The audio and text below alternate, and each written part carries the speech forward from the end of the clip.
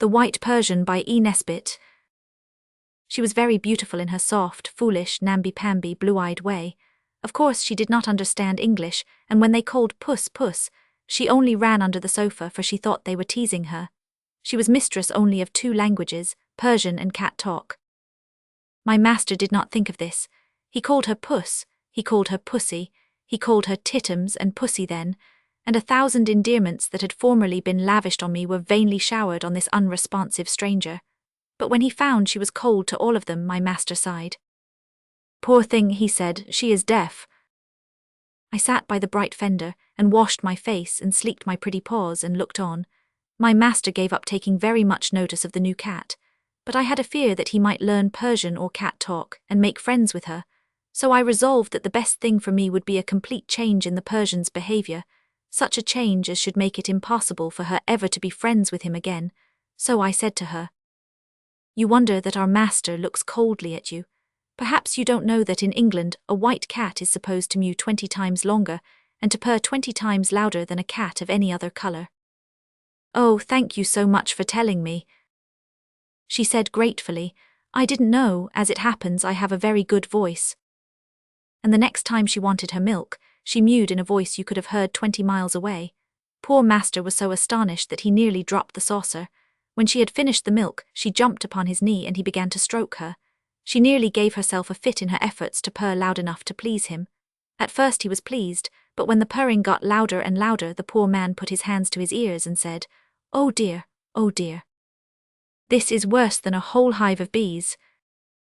Still he put her down gently, and I congratulated her on having done so well. She did better. She was an affectionate person, though foolish, and in her anxiety to do what was expected of a cat of her color in England, she practiced day and night. Her purr was already the loudest I have heard from any cat, but she fancied she could improve her mewing. And she mewed in the garden, she mewed in the house, she mewed at meals, she mewed at prayers, she mewed when she was hungry to show that she wanted food, and she mewed when she had had it to show her gratitude. "Poor thing," said the master to a friend who had come to see him, "she is so deaf she can't hear the noise she makes."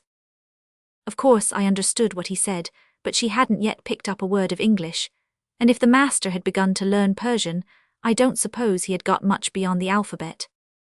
The Persian's mew was rather feebler that day, because she had a cold. "I don't think it's so bad," said his friend. "If you really wanted to get rid of her, she is very handsome, she would take a prize anywhere." "She is yours," said the master instantly, and the strange gentleman took her away in a basket. That evening, it was I who sat on my master's knee, I who superintended the writing of his letters on the green-covered writing table, I who had all the milk that was left over from his tea. In a few days he had a letter. I read it when he laid it down, and if you don't believe cats can read, I can only say that it is just as easy to read a letter like the master's as it is to write a story like this. The letter begged my master to take back the fair Persian. Her howls, the letter went on, become worse and worse. The poor creature is, as you say, too deaf to be tolerated. My master wrote back instantly to say that he would rather be condemned to keep a dog than have the fair Persian within his doors again. Then by return of post came a pitiful letter, begging for help and mercy, and the friend came again to tea.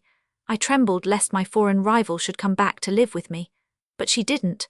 The next morning my master took me on his knee and, stroking me gently, said, "Ah, Tabbykins, no more Persians for us. I have sent her to my deaf aunt. She will be delighted with her, a most handsome present, and as they are both deaf, the fair Persian's shrieks will hurt nobody.